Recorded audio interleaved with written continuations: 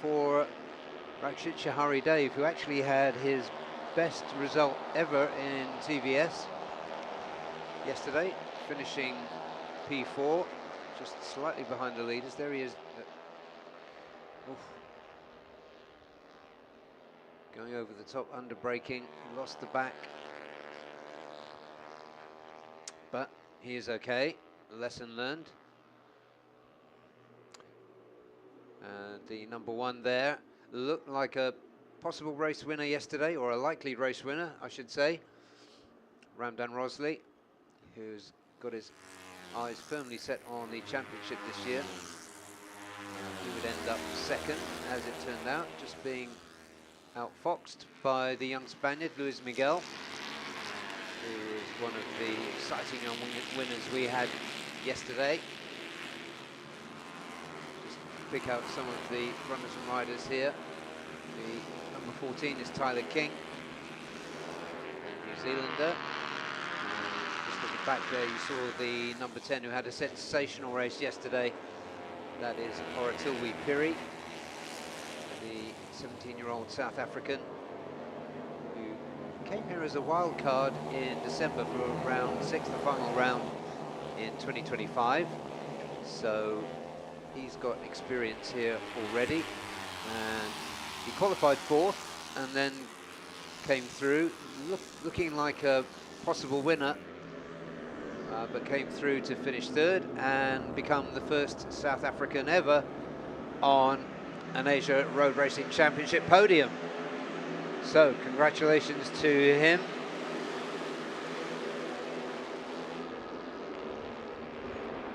Bill Al-Ghassani is the number 12 we were just looking at. Number 3 is Luis Miguel, yesterday's winner. Really nicely judged. Luis Miguel, during 2025, and really, I'm supposed to be fair, at the start of this year, been talking more about the battle between Ramdan Rosley and Sartak Chavan. Luis Miguel has a pretty good record. He has a 50% podium finishing record from 2025, and he has already matched that this year with a podium in Sepang in round 1 and yesterday's win. He had 1 win in 6 podiums last year, Luis Miguel. So a really good rider, really threatening hard against the 2 favourites, let's say, Ramdan and Sartak. Sartak would come through to finish 6th yesterday, so disappointing for the Indian star.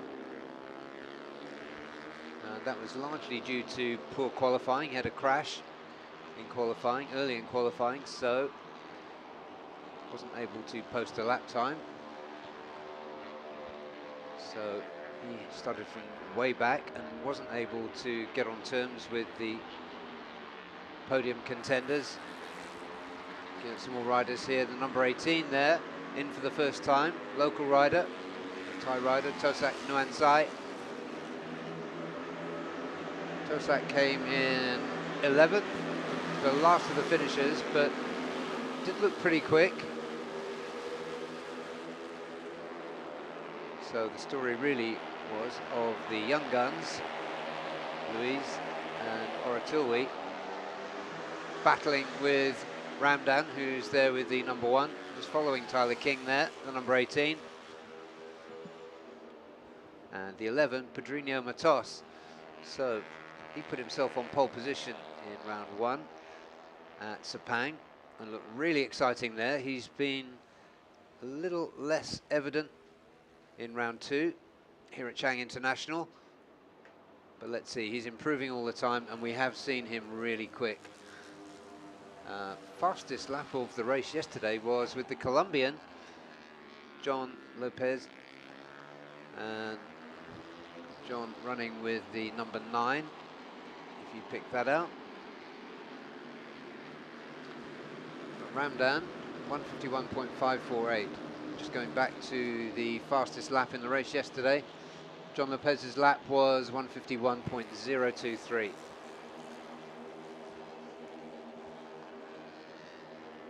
5 is Leandro Paredes, who hasn't had a good weekend. He showed signs of improvement after not a very successful 2025. He looked promising at Sepang, but things haven't worked out for him so far. Leandro, poor qualifying, 153.453 means 433 means he was starting from the back. In qualifying as well, evidence of the young guns.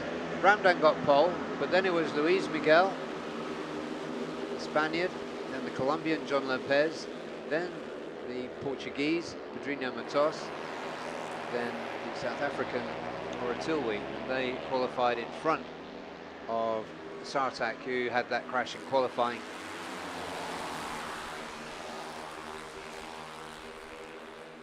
The 17 you can see there is actually not one of the racers, but the project leader, number 17 with the white helmet. That's Warmup Malahuan, the rider who started this project. It's now in its 5th season. He started it when he competed on a TVS Apache in the AP250 race at Sepang that would have been during the COVID time, I think, 2021. And from there, the idea was born to turn this into a one-make championship. Some real stars have come through one-make championships in ARRC. We had the Honda Asia Dream Cup, had the Suzuki Asia Challenge, both of those in the last decade or so. And now, in its 5th season, as I said, is the TVS Racing International Championship. So just to do the international thing, we've got a Malaysian at the top of the turning screens, then a Spaniard, then an Indian, then a South African, then a Malaysian, then a Japanese, then a New Zealander, and then a Thai. So, international by name, international by nature.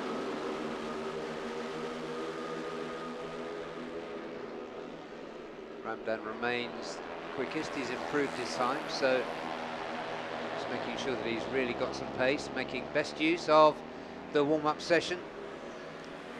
If something hasn't been right in the previous day, warm-up sessions really are important. Maybe they've got new brake pads or they're trying new suspension settings.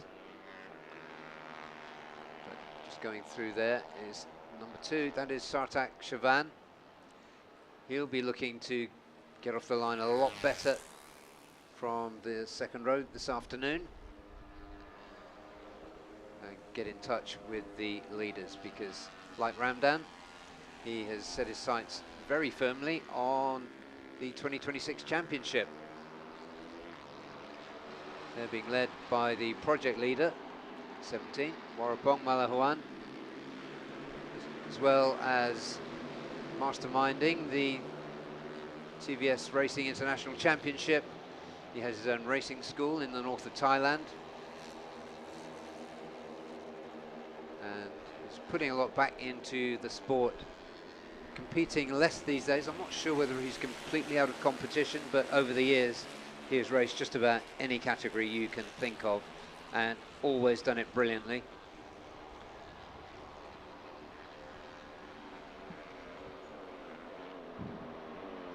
So Sartak leading that group. The checkered flag is out. Just a 10-minute session for the TVS machines. So this will be the final time around.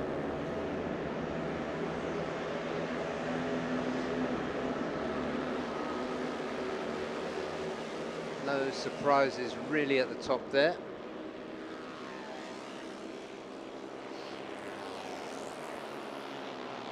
Okay, very decent session from Nakib Rifki.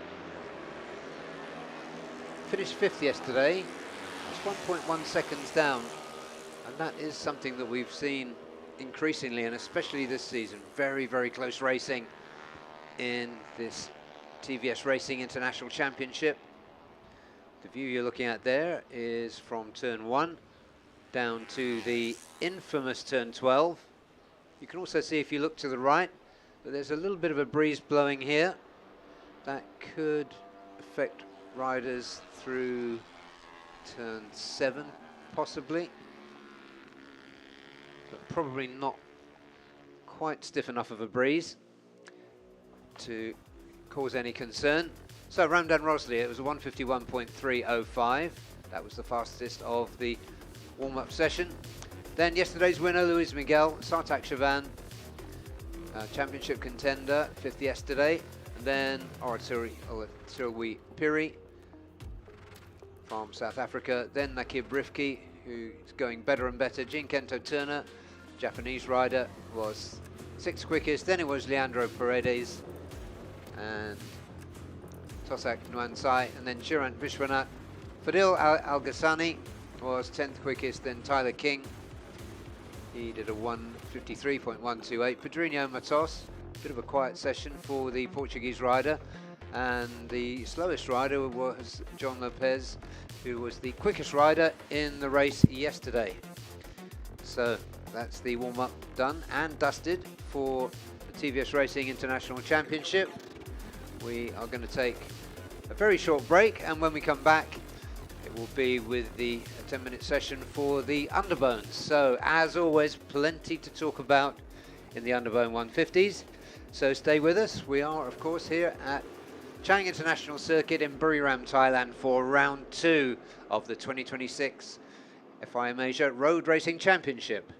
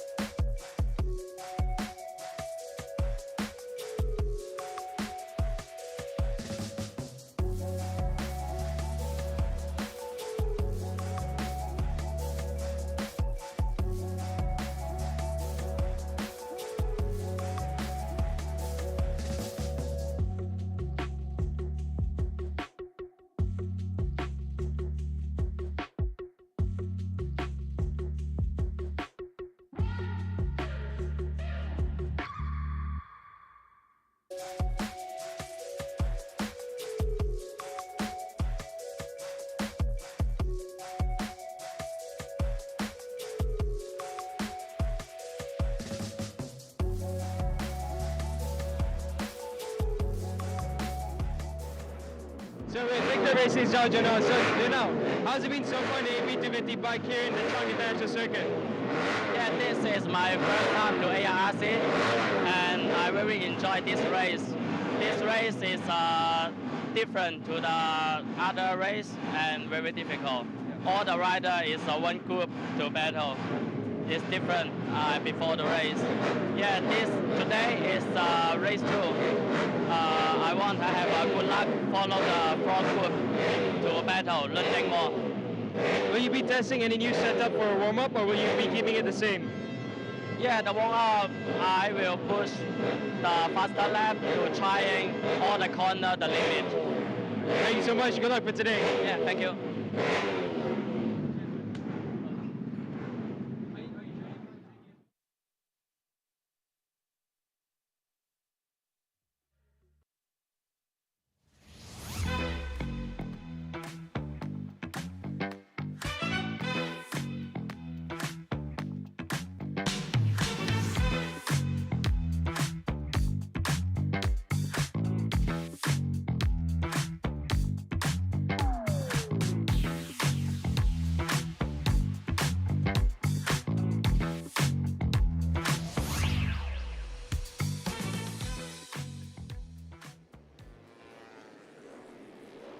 We continue with the warm-ups at Chang International Circuit. A 10-minute warm-up session just beginning now for the Underbone 150 category. We had race 1 yesterday, and one of the young stars, which seemed to be a theme, certainly for the first 3 races yesterday afternoon, were new, young, talented riders coming through and getting great results and even winning. And the winner, and a new young gun to watch out for in Underbone 150s, is Yamaha LFN HP969's Fadli Regani. We've seen so many rapid riders coming through the LFN system, and just we're looking out on the circuit here, a little bit of a concern at the pace the riders are riding at, which is only just about fast enough to stop the bikes toppling over, and that includes there the number 52, Dimas Juliet Moko, and looking where he's going either is, might have been Husni Zainal Fauzi. So race direction will be taking a pretty dim view of this, obviously for safety reasons. And number 25 there is John Emerson Ngito, who had a good race but faded. Perhaps there was some mechanical issue for him later, but John qualified well. John qualified 4th in Super Pole. Like I said, did look like he was ready to win. There's the number 73. Number change for this rider. Gupita Krishna for S1M Evo Yamaha. His teammate this year, another Indonesian, Randy Oding. And yesterday, the finishing order, Randy was 4th and Gupita was 5th. So, sorry, I do beg your pardon. Gupita is 0 LFN. He used to be for S1M. John Emerson Ngito's for S1M teammate is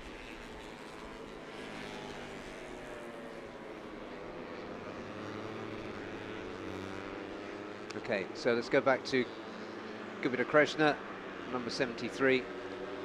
Teammate of none other than Husni Zainal Fauzi.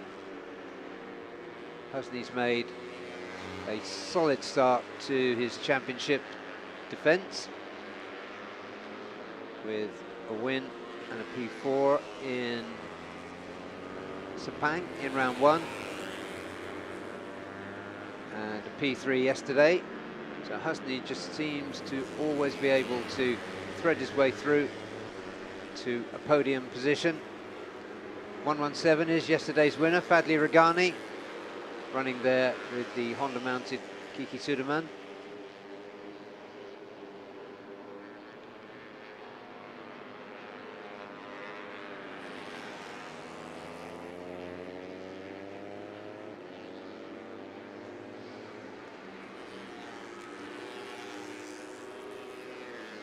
Looking at the results yesterday, Wayuaji Trilaksana was second, Hosni, as I said, was third. Then it was Rendi for 4S1M Evo, Gupita Krishna for Zir LFN, and Dimas Juliet Moko.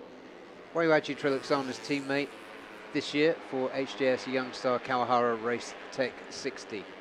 So that team having some good results so far this season. We stay there with yesterday's winner, young Indonesian Fadli Regani. See what he can do today. Fadli started from the third row, 7th in Super Pole, next to Rendi.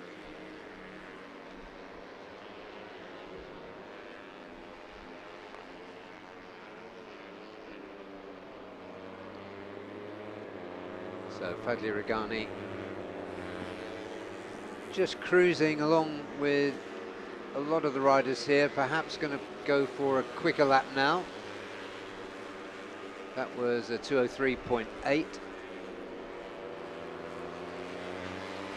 Race times. Actually, race times also 2:03, a little bit slower than we normally see here at Chang International Circuit. Usually they're in the 2:01s among the front runners, but conditions always changing where you have such extremes of temperature. We are back with Zir LFN's Gupita Krishna. One win so far in Sepang. Yesterday's P5, so a strong start for the former double champion, Gupita Krishna. Nazrul Izzat has just put in a 2:04.9. That's the second quickest time of the session. Very few flying laps have been done so far by the field. Only 14 out of 22 riders have actually done a flying lap. There's 3 minutes remaining in this short session.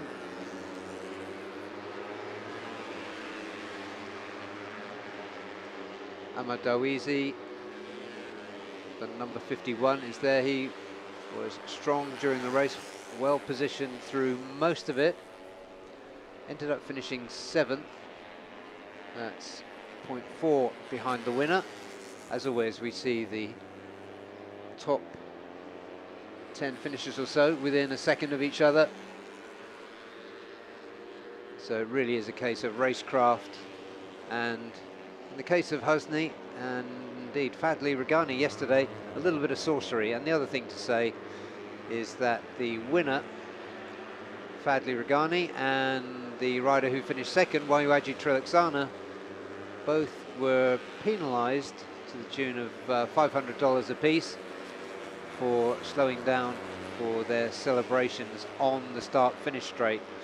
And that was a theme that ran through all categories yesterday. So that is something to watch out for, and something Race Direction very intelligently has decided to clamp down on. So it's safe to say that there are unlikely to be any home straight celebrations today for race 2.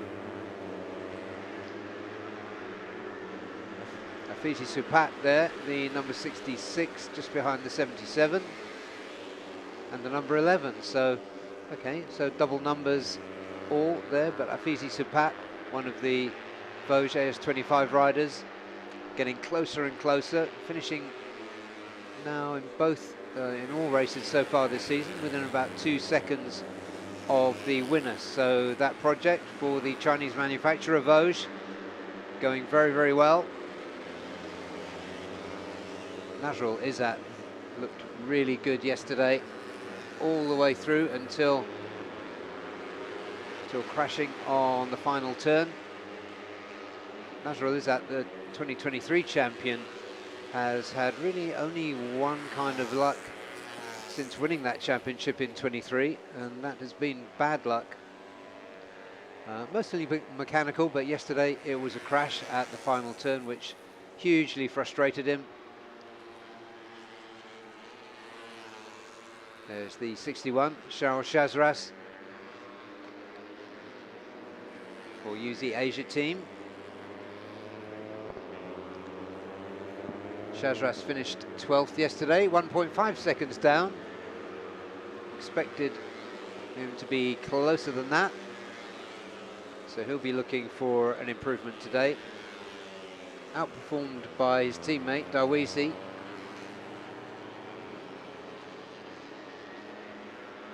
And we were running with the onboard camera with Chazras yesterday. He's got some good history here as well, having had several good results here last year. Like top qualifier, top super pole in round 1, and finishing P4 in race 1 in round 6. But Chazras always exciting rider. If everything's going well, then you can expect to see him at the front and challenging. Pretty fearless too. So the two UZ Asia teammates running together as that 10-minute session comes to an end. Yesterday's race winner Fadli Regani was the quickest, and Husni Zainal Fawzi was second. So in these conditions here, which are coolish, the track hasn't had time to warm up that much, so pretty ideal conditions. The warm-up times are, on aggregate, quicker than the race times yesterday. So we'll keep an eye on that later on, but conditions are expected to be air temperatures of 36.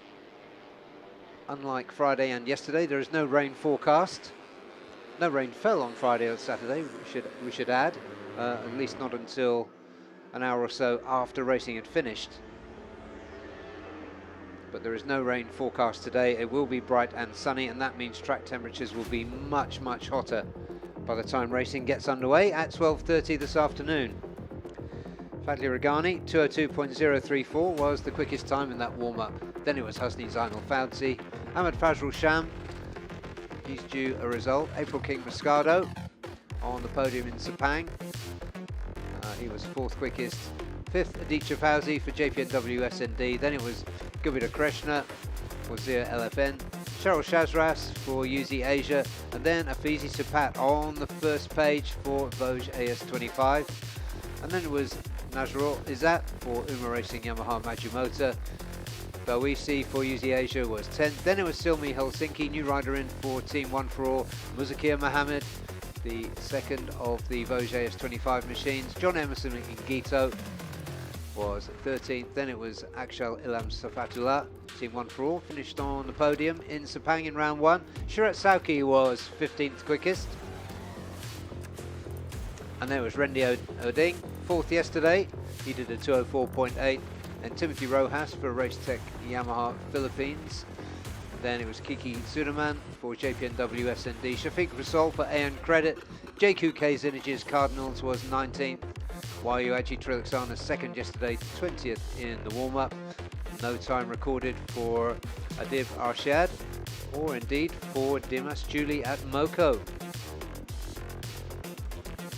So that is warm-up done for the Underbone 150s, and we're looking forward to another scintillating race this afternoon.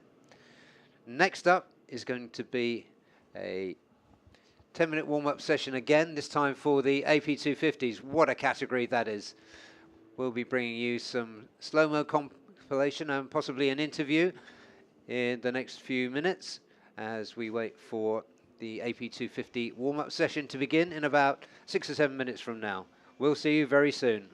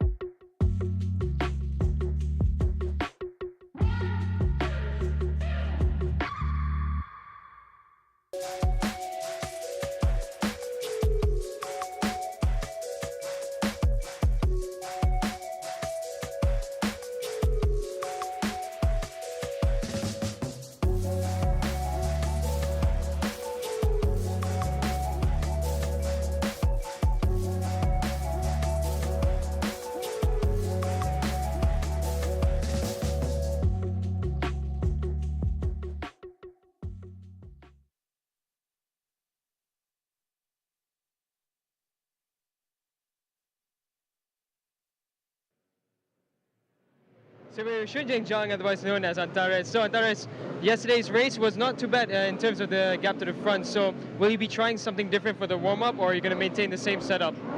Yeah, yesterday was very good. It was actually the best feeling of the third year, and also a little bit shame because I lost my brake in the last 3 laps. But hopefully today I can still with the first group, and I'll try to get my first standing points. We saw Andy slowly fighting at the front. Was that a bit of motivation for you as well to try and chase that? Yes, yes. He is very green in front of me, so it's very clear to follow, to chase, and I wish I can ride with my teammate and pass the checking point together. Thank you so much, Darius. Good luck. Thank you.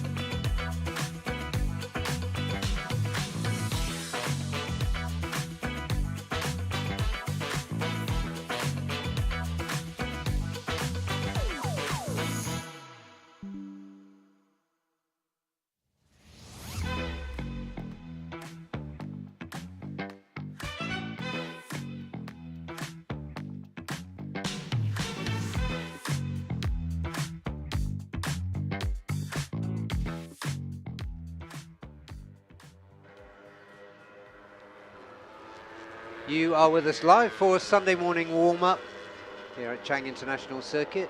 We are here day 3 for round 2 of the FIM Asia Road Racing Championship.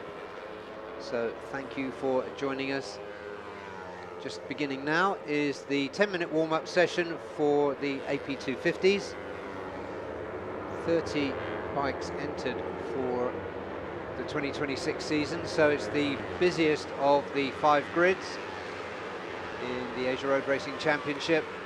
And we had an absolute humdinger of a race yesterday, and a battle between the young rising stars and the old stagers.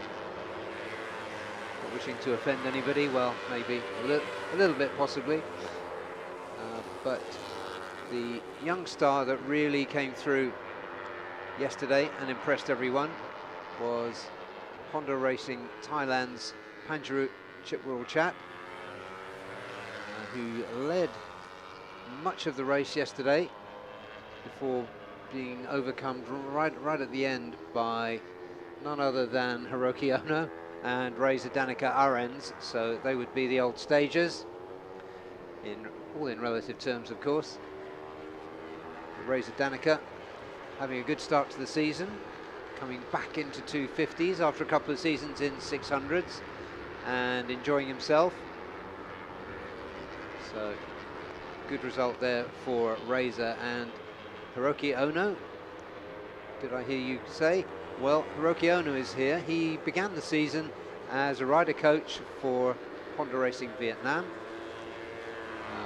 So coach to Nguyen Viet Tuan. Viet Tuan unfortunately then broke his leg while racing in Japan.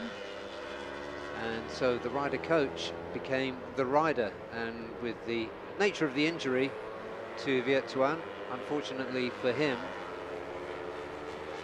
looks like Hiroki Ono will be standing in again at Motegi in just a few weeks from now for round 3. And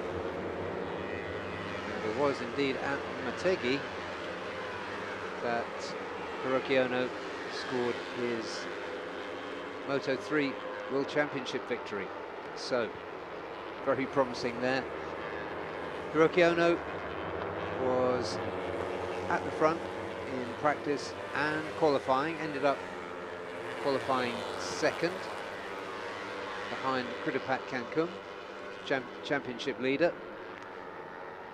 Kridapat for Yamaha Thailand racing team won the first 2 races at Sepang, so great away wins, and came here as a favourite to perhaps do another double here. That is not going to happen. Kridapat also picked up an equaliser of a rev cut for the lead that he stretched out over the rest of the field, thanks to that double victory at Sepang. So he's running with a 200 RPM rev cut. That looks like it's been pretty well managed electronically by the team. But yesterday, Kridapat, despite starting from pole position and showing strongly all the way through the race until right at the end, Kridapat ended finishing almost a second back from Hiroki Ono, the winner, in P5. So still with a healthy championship lead, but not with another win. So the intrigue continues. Kridapat will be looking for a win today, and Hiroki Ono, you just know, will be looking to do a double in this category, having done numerous doubles in the TVS International Racing Championship. 2 times champion there, of course, winning more races in that series than you can shake a stick at. And also he has 5 J3 in the All Japan Championship, 5 J3 titles under his belt as well. So an absolute legend of a light motorcycle racer, Hiroki Ono. And as I said, he'll be therefore looking for another win this afternoon in race 2.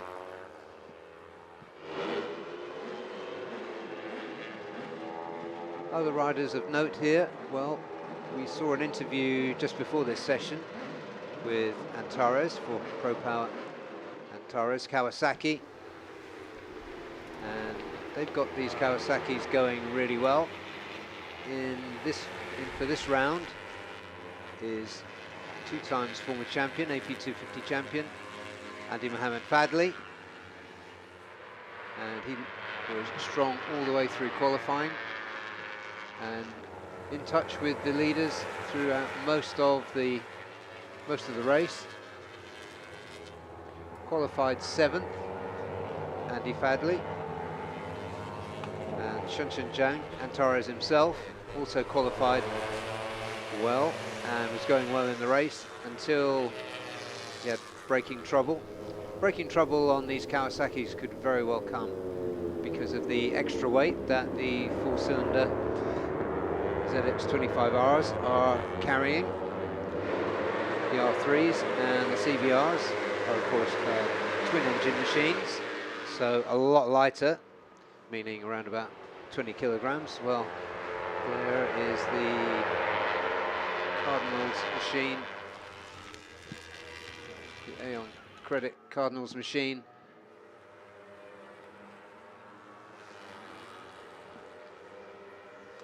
So an off there in warm-up, which is not ideal. 39 going through there is Kritapat Kankum. And number 18 is Nguyen Hu Tri, another of the Vietnamese riders that we've gotten used to seeing in AP 250s over the years. Andy Fadli's clocked in a 152.362 and looks like improving on this lap. So whatever they've been working on in the Antares pit, he's putting it to the test now. The Indonesian rider, who's in front of him, he's got the number 75. Number 75.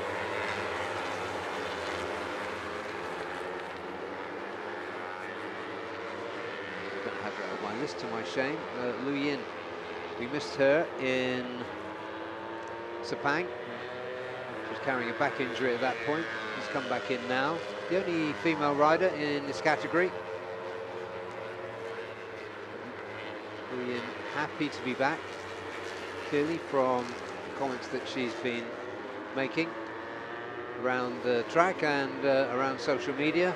And suddenly this 10-minute session comes to an end. 36 and 39, that's Tiranai Tub Tim and Kritapat.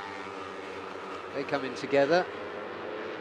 Yesterday they finished pretty close together.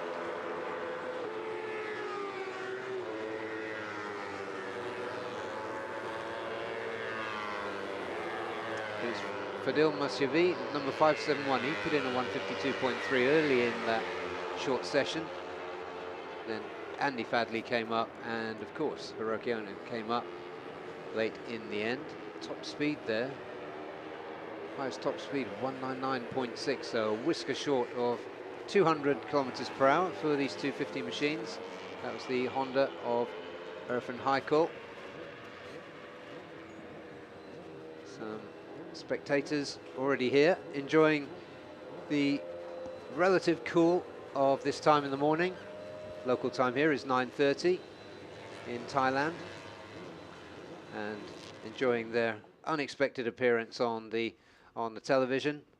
And once again, those gorgeous orange blossoms that appear at this time of the year in Thailand.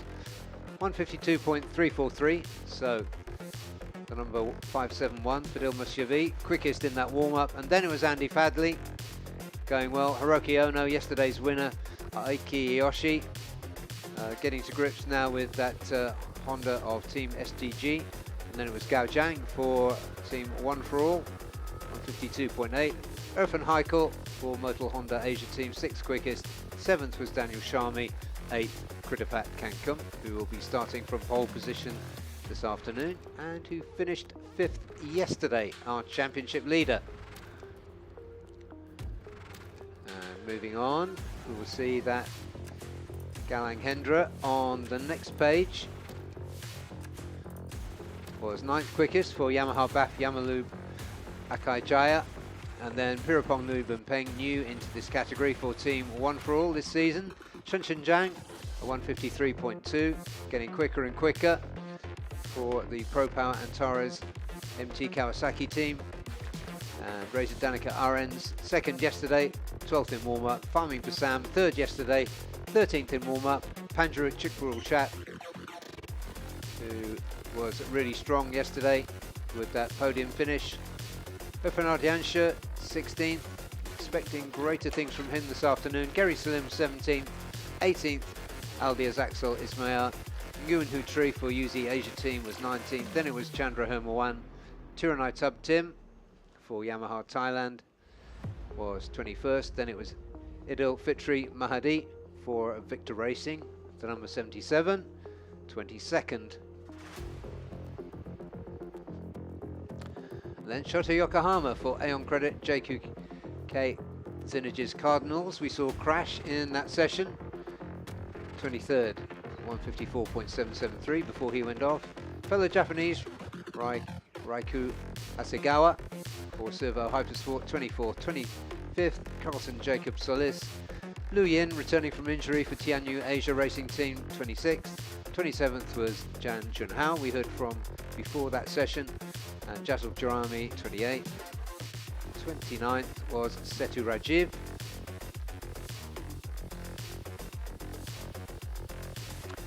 And there was no time recorded for Pacharagon for NJT, who wasn't able to start yesterday. So hopefully he is okay.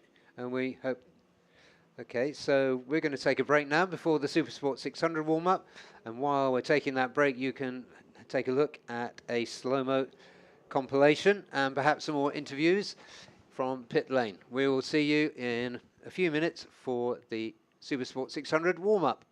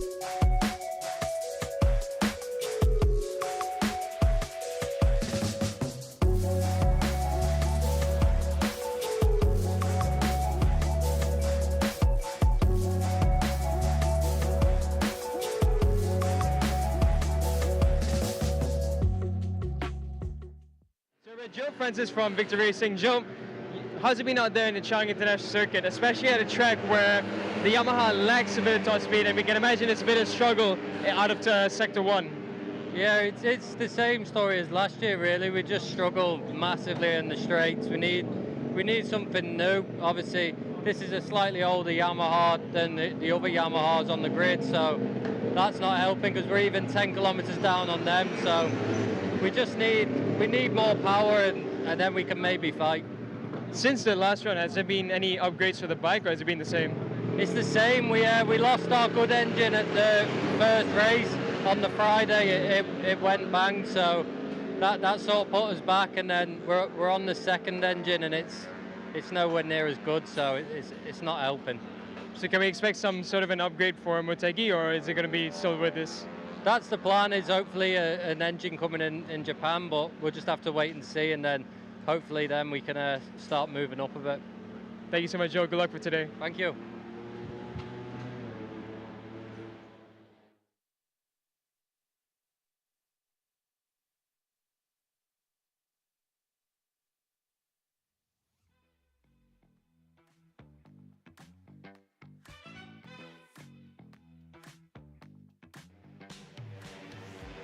So Gary, race 1 and qualifying was done yesterday. Today, race 2. Are you going to try and find a new setup in the warm-up, or are you going to plan to stick with the same yesterday? Yes, in the yesterday we are struggle from qualifying and race 1, but today in the warm-up and race 2 we make a new setup. So I hope and team we get the good result in the warm-up for race 2. Was it just suspension, or was it more towards the mapping of the bike? We make a setup suspension and new engine.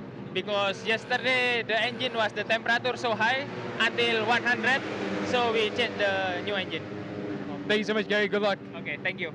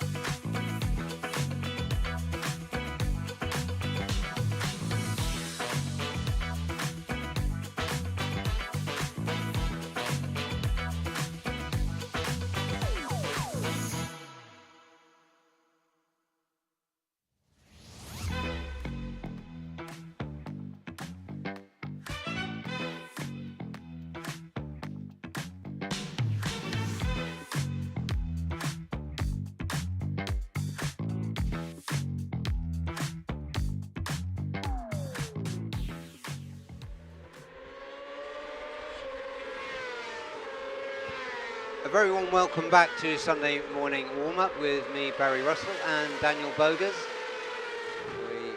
As well as looking at this warm-up session, we'll talk through what we saw yesterday in the SuperSport 600 category. There was a lot going on, Daniel, right from the start. We had a sensational qualifying session in which Wayne Nugroho came through late to record the fastest time of the day and take pole position. But the but was he did that qualifying time on his 4th lap on the Dunlop Sportmax qualifying tyre, and they are only allowed 3 laps in this category. So he was pushed to the back of the grid. So the fastest started last yesterday, and indeed will today. Yeah, credits to Dunlop though. I think they've outdone themselves by making that tyre last for 4 laps for Wayne Nugroho. Unintentionally, of course, but somehow it really did work. But yeah, so that's unfortunate for Wayne Nugroho. In the race, however, he nearly came into the fight for the podium, finishing only just under a second and a half from the front. Yeah, in the later stages, it just seemed his pace was pretty much the same as the riders in front, but not enough to close the gap. So, yeah, that's why starting positions are important, I guess. Yeah. So, he did make a good start, didn't he? He did. He launched off and tried to force his way through. So I don't think he really wasted too much grip in the early stages just because he had such a great start. But yeah, it would have been easier had he been at least halfway above on the grid. Yeah, and the rider on the screen there, the number 31, Tanat Longpleur. He's really had to battle that machine this weekend, but everything came good in the race. He qualified well. He'll be having a long lap penalty to serve, however, unfortunately, due to an infringement yesterday. Yeah, so that's going to be interesting. And again, with the pace being so even here among those top riders, that will probably put him out of contention for a podium. Yeah. You know, anything can happen. Yeah. We'll talk about the ASB 1000 long lap later. Anupam Samoon, highly competitive yesterday, ended up finishing 3rd. There was, let me just check, the gap between the first 3 was 0.14 of a second. The race was won from a revised pole position by Daniel Kazmayedin, the Hong Leong Yamaha rider and defending SuperSport 600 champion. So really good ride by Kazma. He took that win beautifully judged by a full 0.003 of a second from Tanat Longpleur. But I think Tanat can be pleased with that win, although he'll be less pleased with his ride-through penalty. Got a feel for Kyle Paz yesterday. Put in such a good race, and then just at turn 14, I think it was on lap 7, was it? Lap 7, lap 8, it was closer to it. It was in the second half of the race, and yeah, just went over the curbs. You could see that the front did not settle, and that forced him wide, and ultimately just lost the front. Yeah, those curbs are particularly unforgiving. Yeah. When you go further over the curb, you get the more savage it becomes. And for any of our viewers who are not as suspension nerdy, basically your suspension doesn't settle immediately the second you touch a flat surface. It still will have some effect from those bumps. So in the space of time that Kyle had to try and make that correction, there just wasn't enough time to really save it, and yeah, just washed the front away. Kazma cheekily told me post-race that he had told Kyle, "Don't try to outbrake me there. You won't be able to do it." So mind games in the Hong Leong Yamaha garage. I think it's brotherly love, that one. Yeah, a very naughty boy. Yeah. But yeah, Hong Leong Yamaha in the 600s have been doing really well, I think. Both riders have been performing well. I mean, we know with Kazma last season, of course. But I think Kyle as well, he's made such a huge progress since last season. And honestly, this weekend as well, despite the DNF, he's been looking really quite threatening. Yeah, he has. Yeah. It'd be good to see him come through. There's the MS Glow for Men machine of Dimaseki Pratama. The team haven't got that Honda up to speed as yet. And it is the number 20, a beautifully liveried bike. There it is once again, nice close-up shot of the MS Glow for Men Honda. And there we are, close up with yesterday's winner, Kazma Daniel, his second win of the season after winning race 2 at Sepang. So his 2026 campaign has launched convincingly in his championship defence and his championship tilt for 2026. He and McKinley Carl Paz currently top of this warm-up timing screen, together with Ferozi Torakatula. Ferozi, bit of bad luck yesterday in qualifying, got held up on what looked like it was going to be a front row qualifying time, or prevented from doing a front row qualifying time on his second or third flying lap on the qualifying tyres. So Ferozi would end up starting from 7th, so on row 3 rather than potentially on row 1, or at least leading row 2. And in the race, Ferozi came through to 8th, 25 seconds adrift, so that was quite a big gap, Daniel. Yeah, I think for a few riders, something really didn't go quite right. For Ferozi in particular, I mean, it's Yamaha Racing Indonesia. I mean, we know what they're capable of. We know what Ferozi's capable of as well. We've seen it in Mandalika last season, and throughout the previous year, he was never that far off, so there must have been an issue. There was also an issue for Izam Ikmal's bike. I was just listening to it from the grandstand area yesterday in the race, and it sounded like something is just really not firing right on that engine. Similar for Ferozi as well, just didn't sound quite right. Yeah. Izam not having a happy weekend, unfortunately. The Victor Racing Yamaha. Yeah, I really have to start to wonder whether it is just the fact that they weren't that prepared for the heat this weekend. I mean, I've heard a lot of riders complain about them not being able to stop the bike due to brake issues. We've heard that from Kito Abe, Shujin Zhang, Andy Fadli, and a few other 250, Hiroki as well, Hiroki Ono. So that's been the same narrative for most categories. So I think it could be the heat playing a part in as to why some riders and teams just can't really find the performance. Yeah, although it being hot at this time of year in Thailand shouldn't surprise anyone. This is the hottest time of year, yeah. And we're going to have typical early May conditions here. Yep. So the predictions are for super hot weather, sunny, and we're expecting 36 degrees Celsius. Yesterday, ambient air from Dunlop was measured at 37, despite the weather forecast only saying about 34. So if the forecast now is saying 36, I think we can expect near 40 ambient, and it's going to be scorching hot. Yeah. So you'll see a sweaty Daniel on pit lane. So sweaty Daniel and some interesting tyre wear in the later stages of the 600 and ASB races as well. Yeah, I was going to say that because in the AP 250 class, I noticed some quite significant tyre wear. It was still manageable, but you could see that it's really chewing up the rubber. So it'll be even more interesting to see what happens for the 600s and the 1000s should it get really hot. Yeah, well, there's a great rider who's had a rotten weekend, Carl Paui, the number 98. Something really gone wrong for Kip yesterday.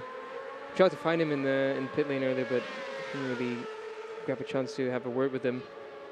It was odd. It was really odd as to what happened to him.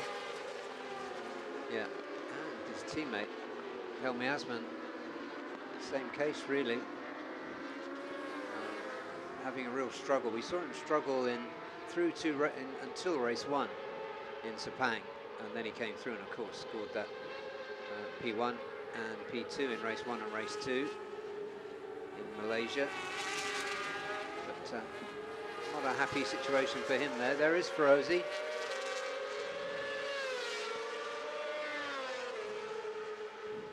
it's really strange what's happening to the Hondas in this class in Chang. I mean, of course, we have Tanat who had a great race yesterday. Some might pin it down to the team just understanding the track better. Some might pin it down to Tanat understanding the track better. But for that matter, we've had Hondas performing strong here in the past with no issues. So it can't really be that. Yeah, unlike several years ago, you could see a difference between the Hondas and the Yamahas. But now they're very evenly matched.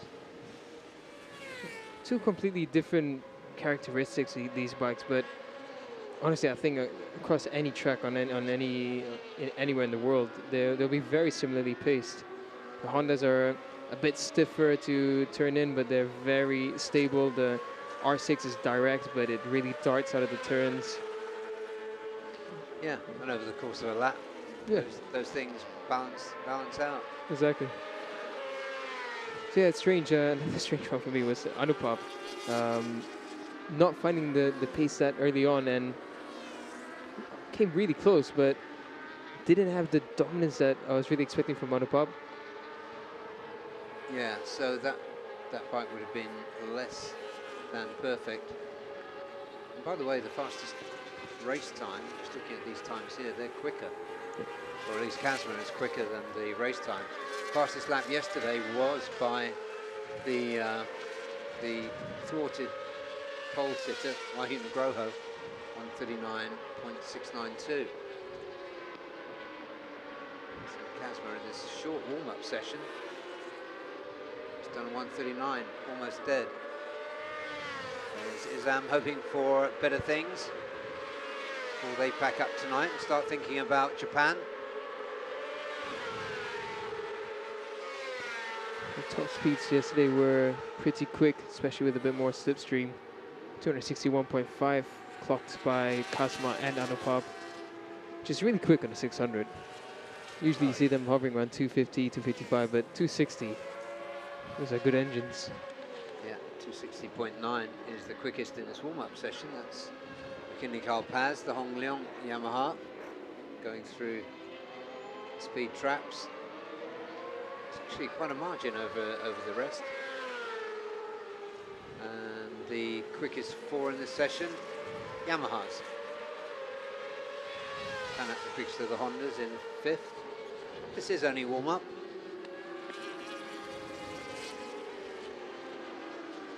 But there's some serious work going on.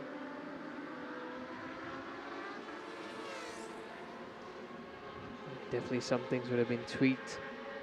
Ferozi is looking much better in this warm-up session, 39.9. Just for presence sake, he was lapping his fastest lap was in the low 40s, but I think it was midway he started really fading.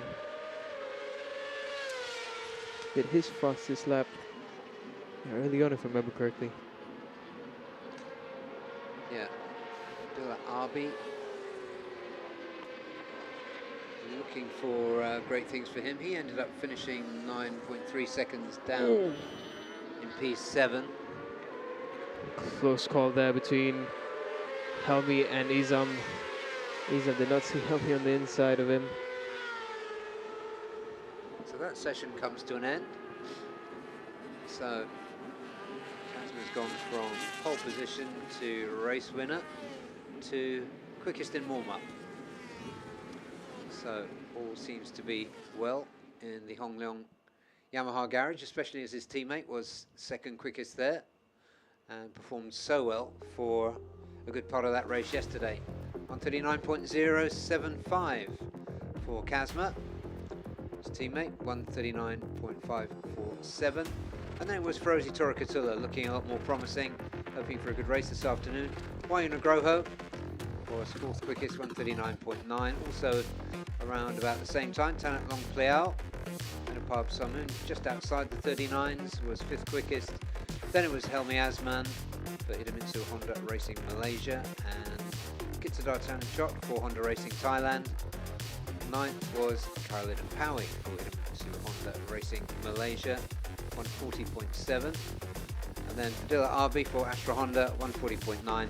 Isa Mikmal, 141.45. Dimas Eki, 141.9. Zhao Tinhao for Victor Racing, 148. Enjoying himself here.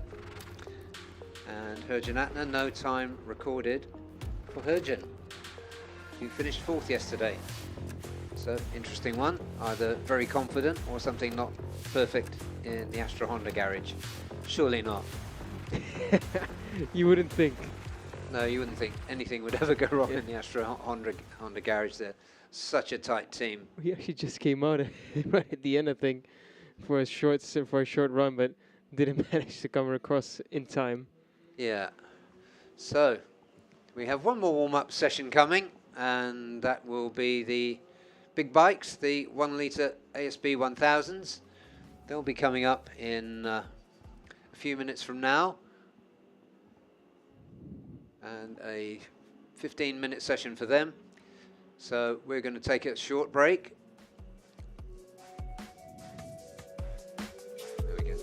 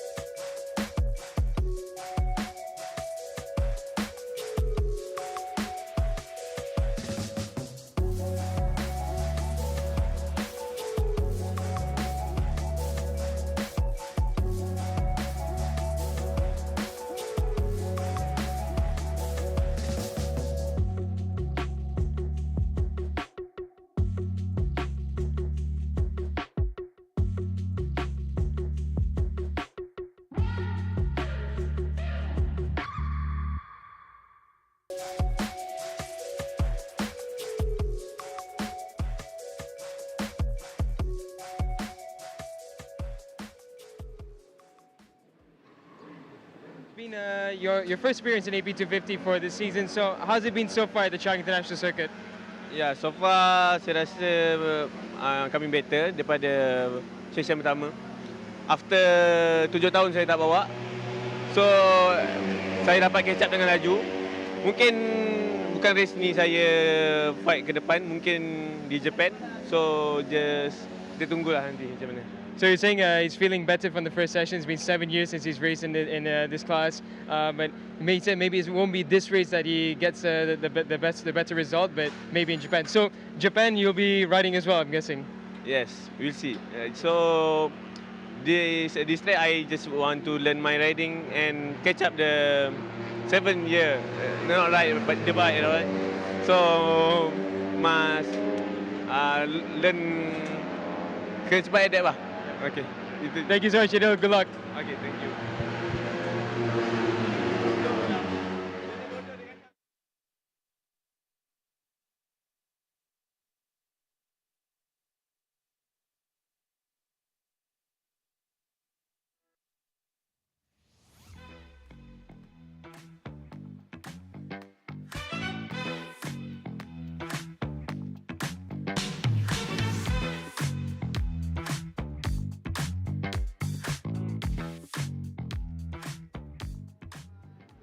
So we're with Beer Pong, Lui Boon Peng, and Mix as well, who's helping us translate Beer Pong. So Beer Pong, yesterday and even on Friday as well, we saw some amazing performances for you from the EP250 bike. So what can we expect for the race 2 this time? เขาบอกว่าเห็นผลงานพี่ดีมากในช่วงซ้อมแล้วก็ในช่วงเลสที่ผ่านมาวันนี้พี่คาดหวังว่าเราจะได้เห็นอะไรวันนี้ก็เราทำกันบ้านกันมาอย่างดีจากเลส1นะครับก็เอาที่มันข้อผิดพลาดในเลส1มาจะมาใช้ในนำในเลส2เพราะว่ายังเป็นอย่างน้อยมันก็เป็นโฮมเลสในบ้านของเราก็จะทำให้ดีที่สุดครับเพราะว่าก็ด้วยหลายๆอย่างเพราะว่าในปีนี้เราก็หวังที่จะได้ชัยชนะครับ From the last one, we have a lot of homework from data from yesterday, and we use that to improve our bike for today. And also, we fix some problem and also some mistake that we did yesterday. We will try to get the best result in the race too, because this is also our home race. So now we have the warm-up that you're about to go out for. Will you be trying something new, a different setup, or are you going to just work on the old one? วอร์มอัพนี้ได้ลองเซตอัพอะไรใหม่ไหมในวอร์มอัพเช้าก็เราก็ลองเซตอัพจากที่เราแก้ไขมาในเลสที่2ครับเพื่อคอนเฟิร์มว่าในเลสที่2เราจะทำได้ดีที่สุดครับ We change some setup that have the problem from the race 1 just to confirm that we will make the best result in the race 2. Well, thank you so much for your point. Thank you so much, Mix. Good luck for today. Thank you so much.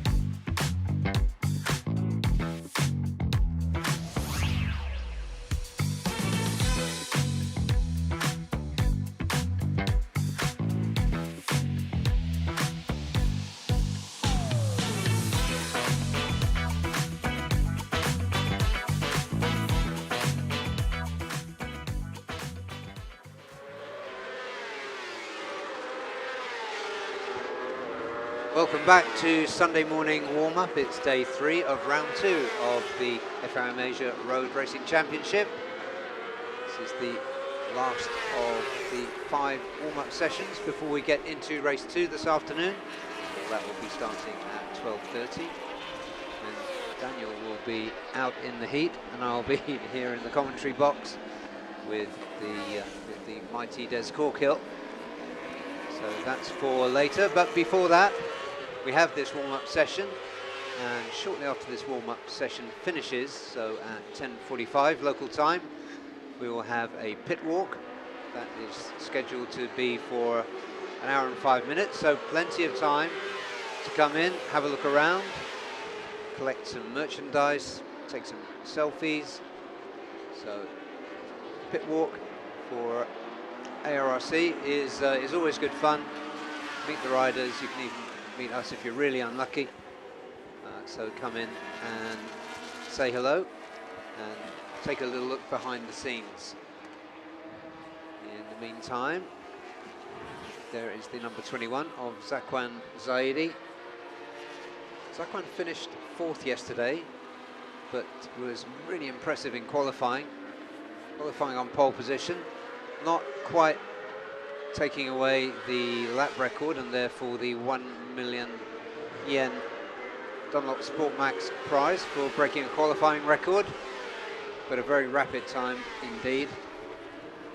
And he was joined on the front row by his teammate Azroy Hakim Anwar and Kito Abe. So after the dominance of Ducati in round 1 at Sepang, we had 3 Hondas on the front row, and then it was Andy Farid and Hafiz Shirin on the JDT Ducatis, and the qualifying lap record holder himself, Makarina Tirapuvapat, on the 2nd row.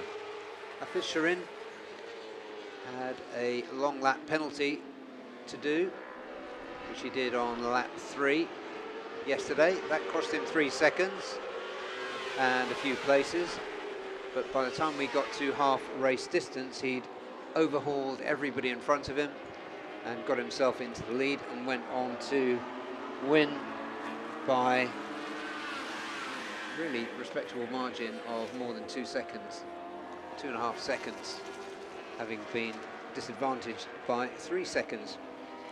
So the speed there of Hafiz Shirin, absolutely irresistible for everyone else, apart from Hafiz, who had to have some kind of Rider of the Day award for that performance, overcoming adversity and just being so brilliant. The rider who finished 2nd, Azroy, caught my eye too. He really did tough it out, gave it absolutely everything, and you could see he was completely drained when he got off the bike.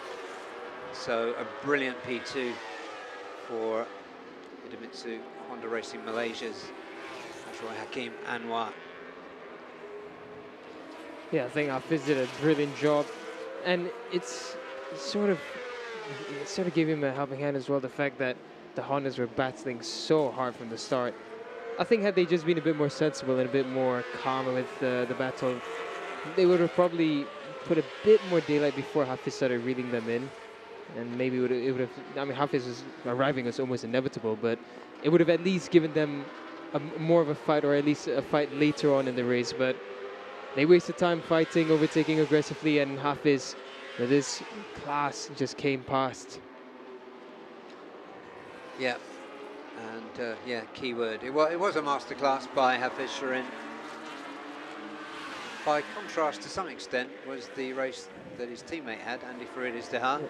We know his class, but by his standards, yesterday's race was a little scrappy. Yeah.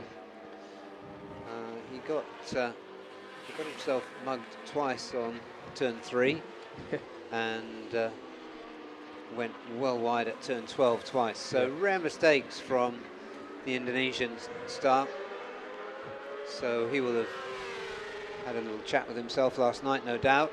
I'm sure you'll see a return to the smooth Andy Farid Izdihar, smooth and fast Andy Farid Izdihar that we know and love.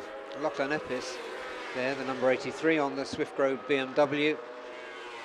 He had problems in qualifying, but went pretty well in the race, coming through to 7th, 10.3 seconds adrift of Hafiz, and therefore just about 7 seconds adrift of everybody else at the front. So again, Lachlan hopefully has got that bike in better shape for race 2. So this warm-up session will be quite important for Lachlan. Yeah, I had a chat with his dad. He said it was actually the electronics that's been bugging them this whole week. Happened since Sepang, he said, and they were basically focused on everything except for that, because they didn't think it was that was the issue, and that's what ultimately also led to them having a bit of a issue with some flames in the pit lane.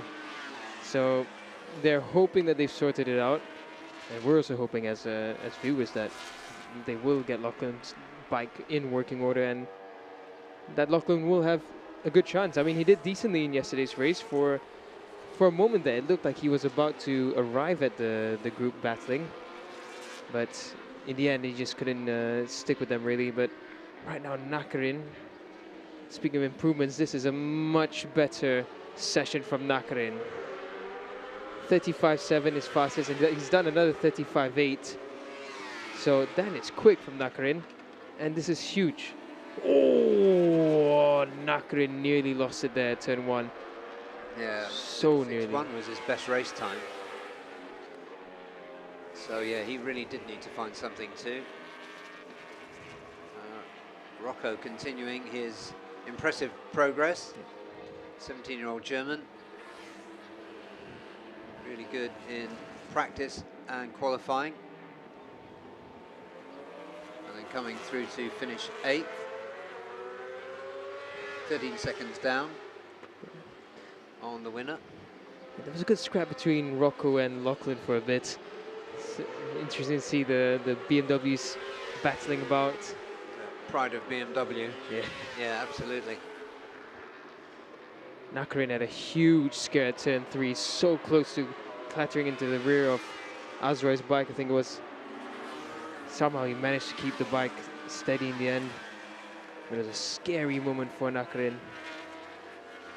Yeah, so we hope to see Nakarin back to his aggressive and extremely rapid self this afternoon, because he can make a difference. That's for sure. Missed out on the championship in 2025 by just 3 points. And then things didn't go quite his way here at Chang International Circuit in December. So, not such a good start to the season, it has to be said, for Nakarin. Yeah, we expected Nakarin to be one of the top contenders for this year. Once again, because he was so strong last season.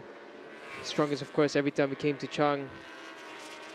But this season has just not gone his way, especially now in his home race where we expect him to be the man to beat. He's really been playing catch up. Yeah, only from 3 races, only 23 points.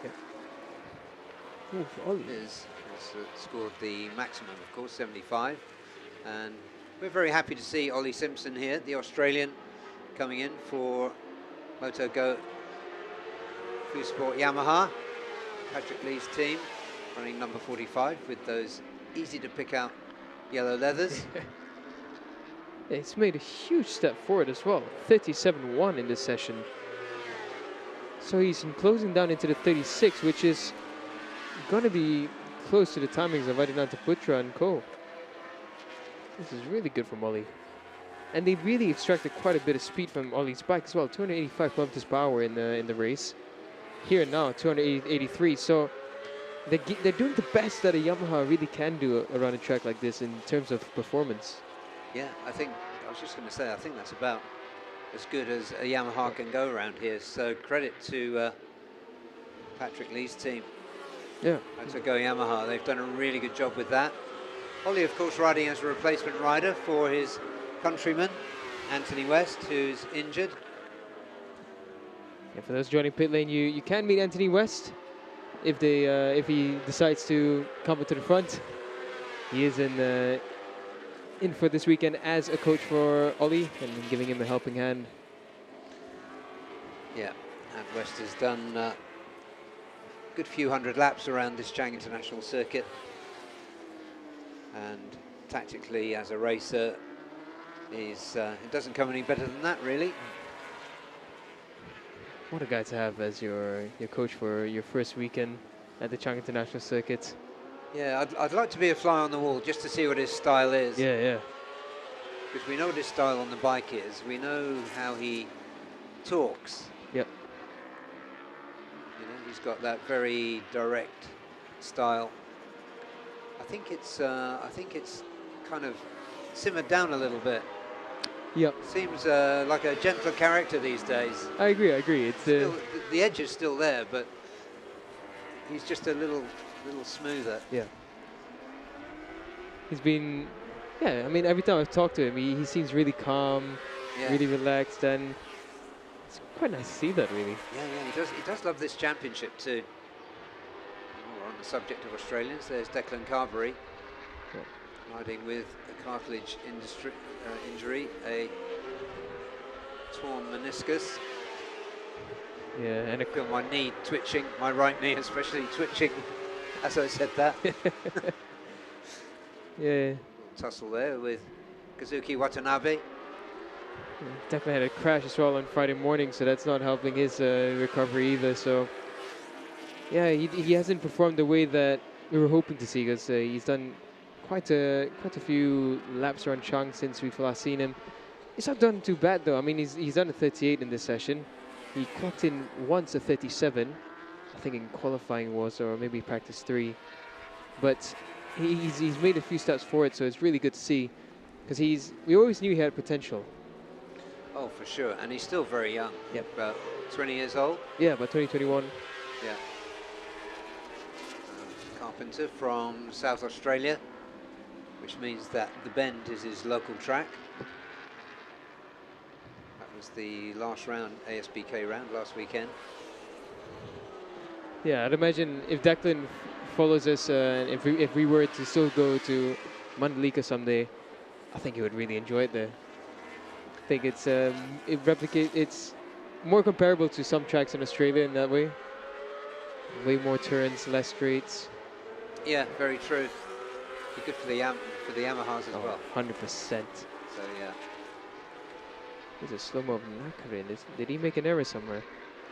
Goes through the double left. I think it's just Nakarin coming back to his aggressive best. The thing is, you can see that bike bouncing. It's almost, yeah, it's just, it looks like a chatter, but it's actually just bouncing across, but it's so calm. Yeah, he looks comfortable with it. He does. He's riding it the way we expect him to ride, and this is such a contrast to what we've seen for the past couple of days. This is what we want from Nakarin. Yeah. Well, he's starting from row 2, isn't he? So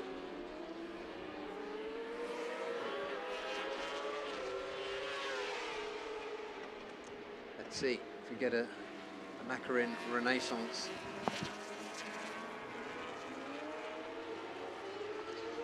Yeah, he's starting from the back of the second row, so it's not too bad. Just outside of the two Ducatis who are starting from row 2. So with hot conditions, no long lap penalty for Hafiz. Could it be down to Nakarin to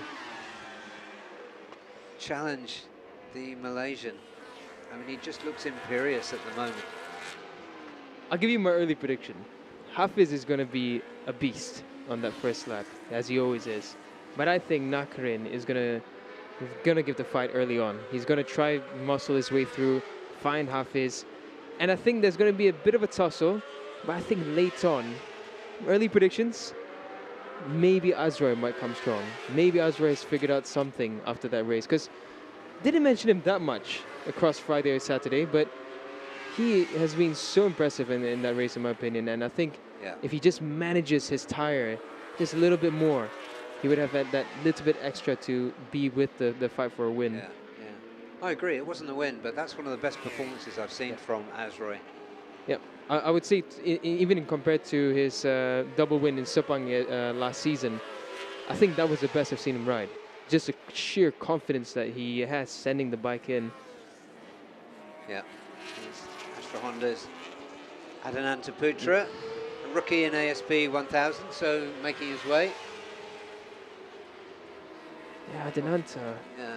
Expected more from him this weekend. I mean, he's had some good performances in the past here at Chang, but especially after how I've seen him ride in Sepang, I was really expecting Adinanta to be within the mix for at least a top 5, but it's just not happened.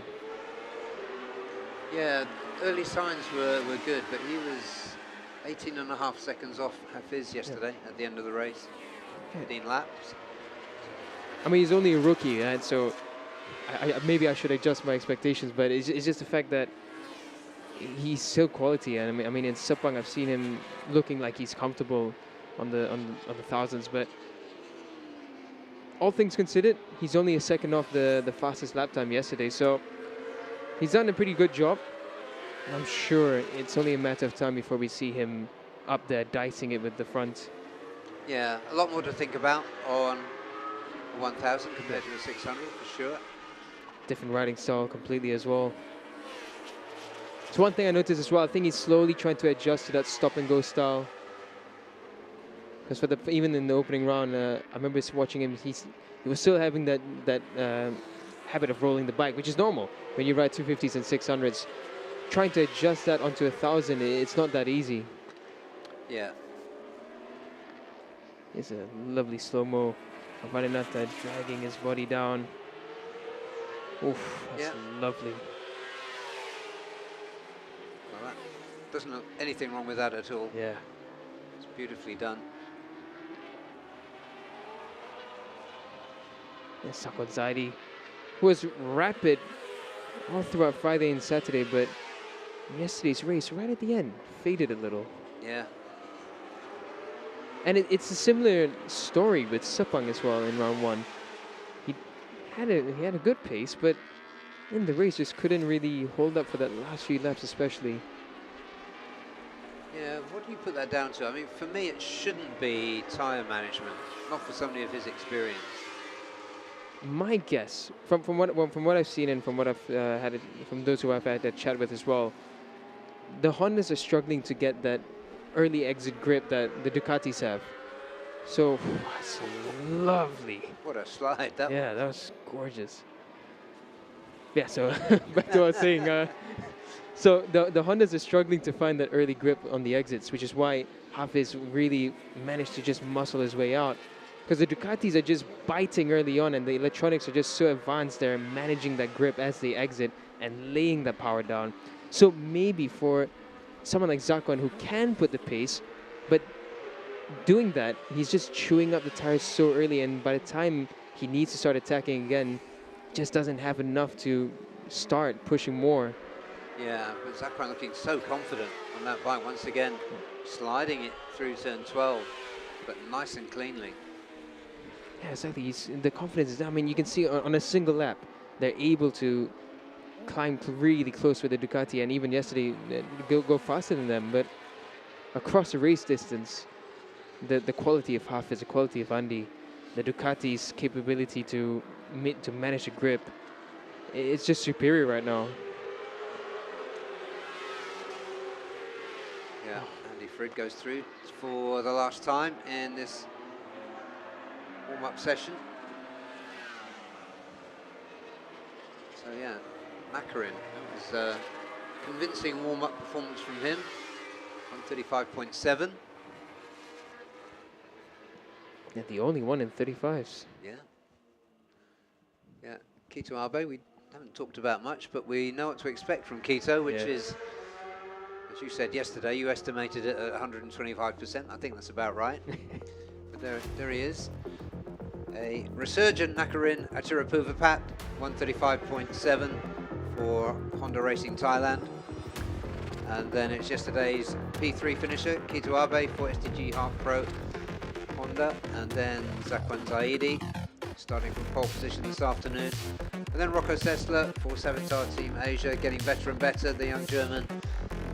Hafiz Shirin, yesterday's winner, convincing winner, was 5th quickest, his teammate then 6th, 7th was Lachlan Ephes, 8th Adinanta Putra, and then Azra Hakim Anwar, who rode so brilliantly yesterday through the P2, then Ollie Simpson from Motogo Yamaha SuperSport Racing, Kazuki Watanabe on that gorgeous team Tatara Aprilia, 11th quickest, Joe Francis 12th on a 138.176, Declan Carberry 138.474, and the Savitar BMWs of Fahmi Wahab and Chanqing Rong were 14th and 15th.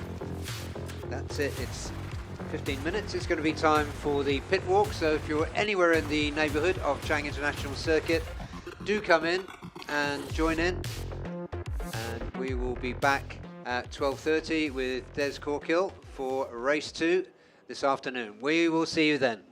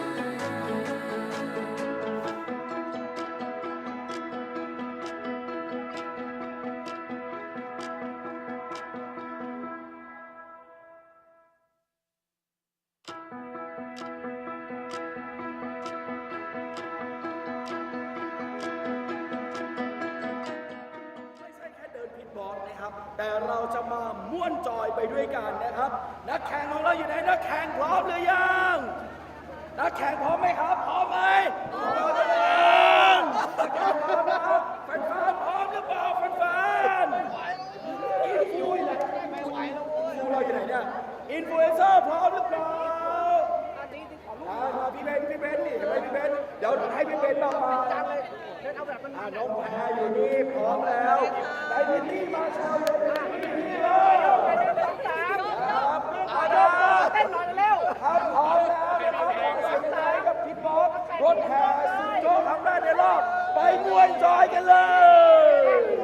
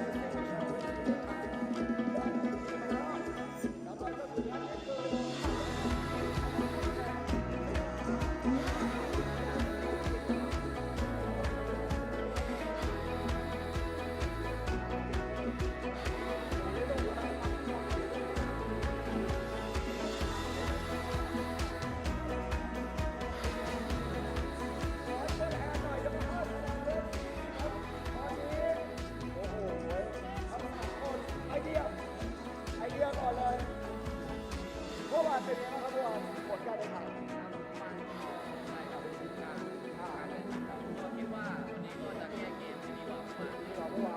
คือไอเดียเนี่ยโดนรถรอบไป200นะครับแต่ก็ต้องบอกว่าอย่างนี้ครับคนเก่งก็ต้องโดนรถเป็นธรรมดาไอเดียมาอะไรอยู่ข้างหน้านะครับ ครับก็ขอฝากน้องแม่ชาวไทยนะครับวันนี้ก็เป็นการแข่งขันในเลนที่2ของผมนะครับก็ขอฝากติดตามเชียร์แล้วก็เป็นกำลังใจให้ผมแล้วก็มีทีมงานทั้ง5คนนะครับแล้วก็นักแข่งทุกคนนะครับโอเคส่งต่อให้ที่ดีหน่อยที่ดีดีดูครับซามูนครับผมเอามาให้เป็นแฟนหน่อยวันนี้เลน2แล้วเฮ้ยครับวันนี้เป็นที่แล้วส่งต่อให้น้องการก่อนฝากให้คุณแม่หน่อยครับ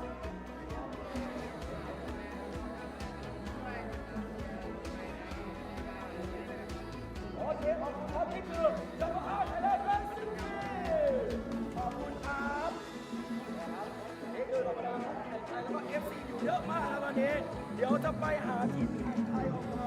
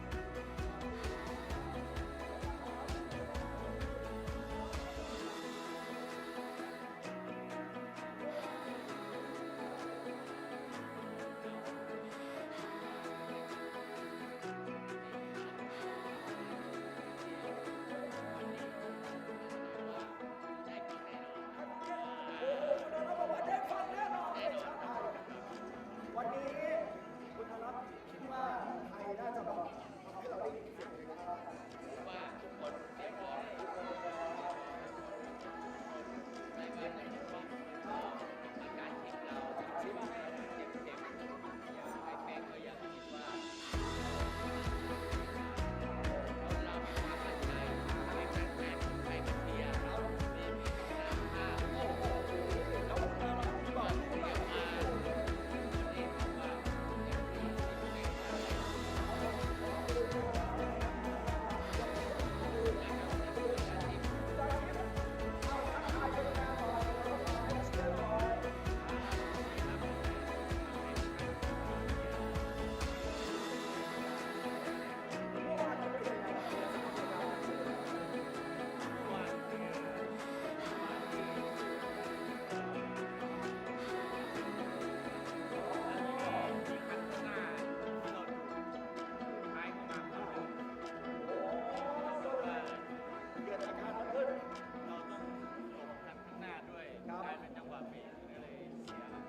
แต่วันนี้ไม่มีนะครับนี่ไม่มีอาการแบบนั้นได้เห็นนะครับวันนี้เซตติ้งมาใหม่จวดครับจวดอีหลีครับจวดอีหลีครับชิปแล้วก็มีนัชนัทบัวพันธ์ครับเดี๋ยวคุยกับน้องไอ้ครับ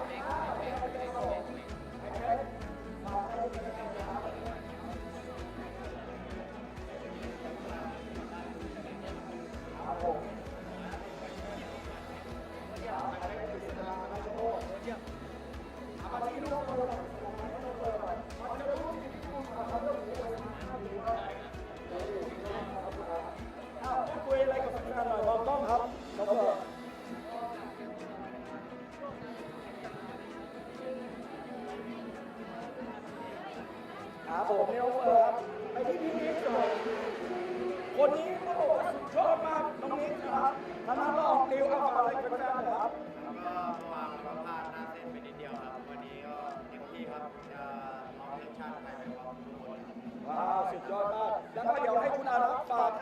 นิดนึงนะครับผมสุดท้ายครับผม ครับผมก็พี่น้องชาวบุรีรัมย์หรือที่มาจากที่อื่นนะครับเราต้องมาเชียร์คนไทยครับวันนี้คนไทยลงมาหลายลูกเราคิดว่าคนไทยเราเชียร์เรามีการเชียร์เราคิดว่าต้องได้ความเป็นชาติไทยแน่นอนนะครับทุกคนเชียร์คนไทยที่ลงในสนามงานที่ต่อไปนะครับ ขอบคุณนะครับขอบคุณแล้วขอบคุณเอสซีไทยแลนด์โอ้ยขอบคุณนะครับที่มาร่วมเป็นส่วนหนึ่งในเรสที่ 2 ของเอเชีย World Racing Championship สนามที่ 2